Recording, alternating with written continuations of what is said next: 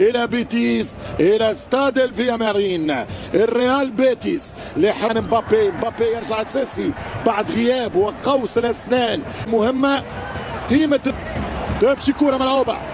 بيتيس بالامبي هو البرشلونيستا من رودريجو، يتقدم رودريجو إلى الجول، فرصة من ريالكم نار ومسمار، يضرب ويكسر الجدار ويسجل الهدف. الله على الموسيقى المدريدية، الله كي جولاثو الريال.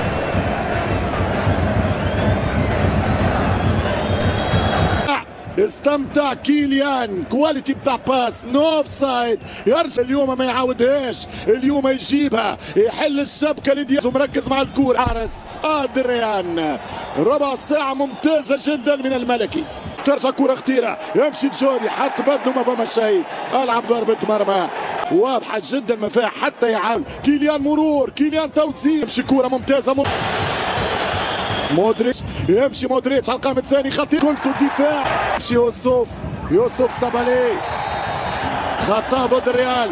فريق 14 18 لاحظنا دخول في المدين، فين يعديها كرة شيء غريب، اللاعب يقدر يتصرف، بل كاد اقول في مليمترات ممكن يسلكها، ولا كانت للاندلس. كان فلامينكو محاولة الكرة لوسي يلعب على التعادل، كرة خيغالي، العرضية خطيرة من خيسوس، هذا هو رودريغيز. وفي خارج التحذير، التسديد قائدهم إسكو، خطيرة بالراس وهذا بالتعادل. البيتيس كاردوزو يصعد فوق الجدار، كاردوزو كان واضح هذا السيناريو. قلت لكم الريال لن يصمد مثل ما الركنية الثالثة هذا الموسم اللي يقبل منها ريال مدريد الهدف، فريدا بعيد عن المحاصرة، يضرب بالراس كاردو، فاتح خطأ قاتل. دفاع الريال مشكلة، دفاع الريح ولوسي خطير، والحكم نو فاول.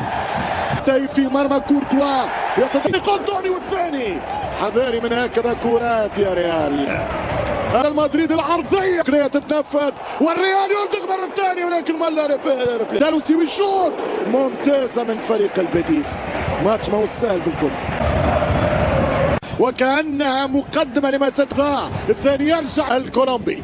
الشوط الثاني مودريتش، رودريجو يمشي بسرعته، الحكم كان قريب وكان يناظر اللقطة ويقول خطأ، ركنية عدد 5.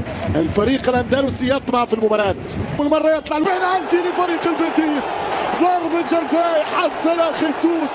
مع الصورة والمعطيات والنقطة قد تضيع في لحظات. رودي جزاء للريال بيتيس، شوف الخطأ في الدفاع، شوف وميسكو جول الثاني للبيتيس، الثاني للبيتيس على الاخطبوط، ولكن الفنان بقوة ومهارة يصنع فرحة الأنصار.